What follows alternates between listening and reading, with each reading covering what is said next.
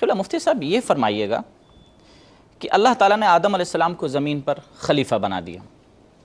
اب اس خلیفۃ اللہ سے بیسیکلی ہم کیا کانسیپٹ مراد لیں؟ اس کے بیسکس کیا ہیں؟ اس سے مراد کیا ہے؟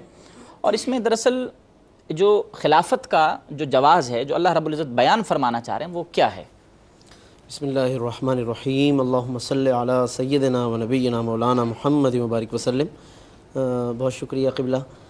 بنیادی طور پر جب ہم قرآن کریم کا مطالعہ کرتے ہیں تو ہمیں خلیفہ اور استخلاف کا جو لفظ ہے وہ ہمیں قرآن کریم میں ملتا ہے، اور اسی میں دراصل اس کا پورا کانسیپٹ اور تصور بھی ہمیں دیا گیا ہے. بہت خوب. عربی میں جب ہم اس کا مطالعہ کرتے ہیں لغات میں، اس کے جو معانی علماء نے بیان فرمائے کہ کسی کی نیابت کرنا اور کسی کی بات کو آگے پہنچانا، یعنی جس کے اندر خلیفہ کی اپنی کوئی بات نہیں ہے وہ دراصل کسی کی بات کو آگے پہنچا رہا ہے. یہ بنیادی طور پر خلیفہ کی اس لفظ میں یا خلافت کے اس تصور میں یہ بات موجود ہے، یعنی اس کے لفظی معنی جو بالکل. لہٰذا اگر اس کے پس پشت کسی اور کا کوئی تصور یا کسی اور کے کوئی ارشادات یا رہنمائی نہیں ہے، وہ شخص اپنی ذات میں اگر مستقل ہے تو پھر ظاہر ہے کہ ہم اس کو لفظ خلیفہ سے تعبیر نہیں کر سکتے. لہذا جب یہ لفظ بولا جائے گا تو یقیناً کہ اس کو کہیں نہ کہیں سے وہ رہنمائی گائیڈنس مل رہی ہے جس کو حکم یہ ہے کہ آگے پہنچانا ہے، یعنی وہ ڈائریکشن کا محتاج ہے. بالکل. یہ درمیان میں ایک واسطہ ہے، ایک ذریعہ ہے اور ایک وسیلہ ہے کہ جس کے ذریعے سے وہ بات کو آگے پہنچا رہا ہے. بالکل بالکل. علماء نے پھر اس کی مختلف اقسام بھی بیان کی ہے. مثال کے طور پر ایک قسم بیان کی کہ خلافت عن الوفات ہوتی ہے، یعنی کہ کسی کی وفات ہو گئی یا وصال ظاہری ہو گیا اور اس کے بعد پھر آگے کچھ افراد اس بات کو آگے پہنچانے کے لیے سامنے آئے، جیسے کہ آقائے دو عالم صلی اللہ علیہ وسلم نے جب دنیا سے ظاہری پردہ اور وصال فرمایا، حضرات خلفائے راشدین کی جو جماعت سامنے آتی ہے تو یہ ایک قسم ہمیں نظر آتی ہے. پھر اسی طریقے سے ایک قسم خلافت عن الغیبوبت ہے کہ یعنی کہ جس کے اندر وہ جو اصل ہے وہ وہاں پہ وفات کا تصور تو نہیں ہے، لیکن وہ پس منظر سے کچھ وقت کے لیے سامنے سے ہٹ گیا اور اس کے بعد کسی نے اس کی نیابت کر لی. حضرت موسیٰ علیہ السلام کوہ طور پہ تشریف لے گئے تو پیچھے حضرت یوشع بن نون علیہ السلام نے کچھ نیابت فرمائی، حضرت ہارون نے نیابت فرمائی.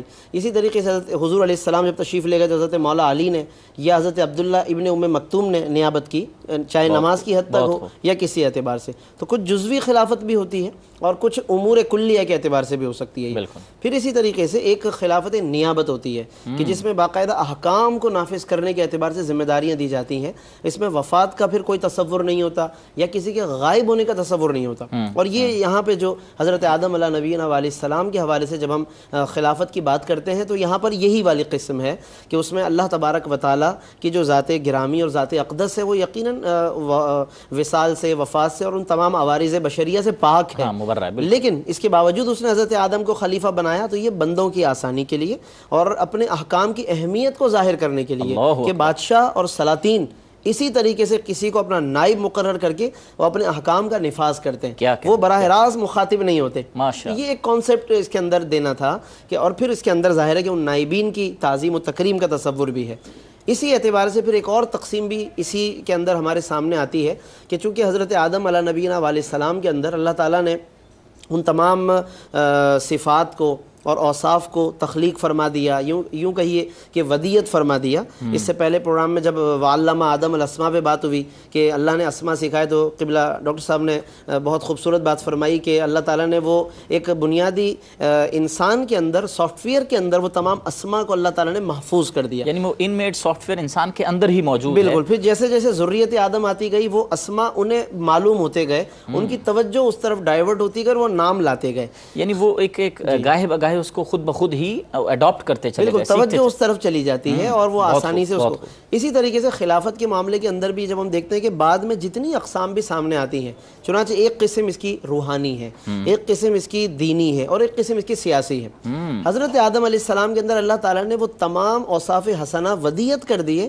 پھر آپ کی ذریت میں جیسے جیسے آگے انبیاء علیہ السلام ہیں یا اور دیگر سلف صالحین ہیں یا اور دیگر مخلوقات ہیں وہ سامنے آتی گئیں، اللہ نے ان مخلوقات سے حضرت آدم علیہ السلام کے اندر ودیت کیے ہوئے اوصاف کو ظاہر فرمایا.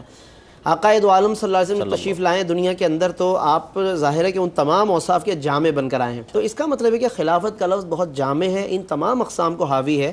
اب یہ پھر انسانوں پر ہے، لوگوں پر ہے کہ وہ کس کس طرح سے اپنے اندر صلاحیتیں پیدا کرتے ہیں اور لوگوں کی فلاح و بہبود کے لیے اپنی صلاحیتوں اور ایکٹیویٹیز کو پیش کرتے ہیں. بہت خوب، بہت خوب.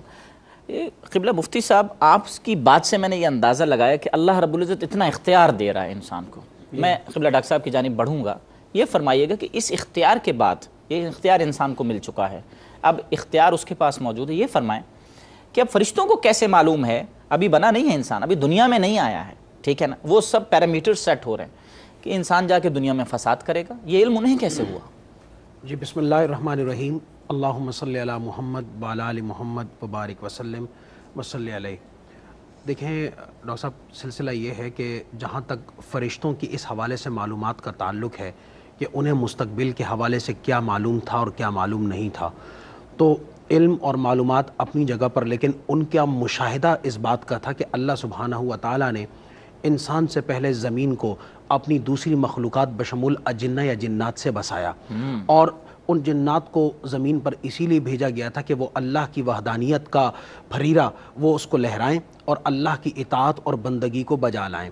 لیکن ہوا یہ کہ وقت گزرنے کے ساتھ ساتھ جس طرح انسانوں میں بعد میں مختلف گروہ بنے اور وہ گروہ آپس میں مخالف ہوئے، موافق ہوئے، ان میں لڑائیاں ہوئی، جھگڑے ہوئے، قتال، فساد، خون ریزی ہوئی، اسی طریقے سے ان جنات کے مابین بھی اس گروہ بندی کی وجہ سے اور ان کے اعتقادات کے فرق کی وجہ سے اور اللہ کی اطاعت اور نافرمانی کی وجہ سے باقاعدہ گروہ بنے.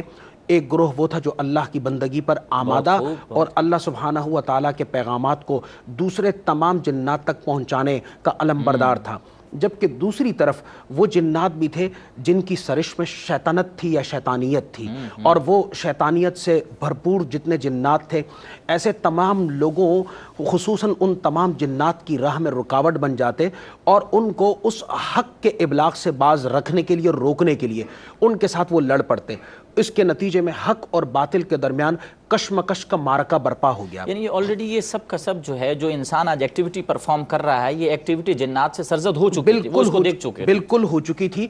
اور یہاں تک کہ وہ بسا اوقات، کیونکہ اہل ایمان ہر دور میں کم رہے ہیں، اور اہل ایمان کا ہر دور میں کم ہونا وہ اس کی وجہ اور ظاہری سبب اور اسباب یہ ہوا کرتے تھے کہ بظاہر انسان کو اپنی آنکھوں سے کوئی جنت تو نظر آتی نہیں جس کے حصول کے لیے وہ دوڑ پڑے اور جس کے لیے وہ کوشش کرے.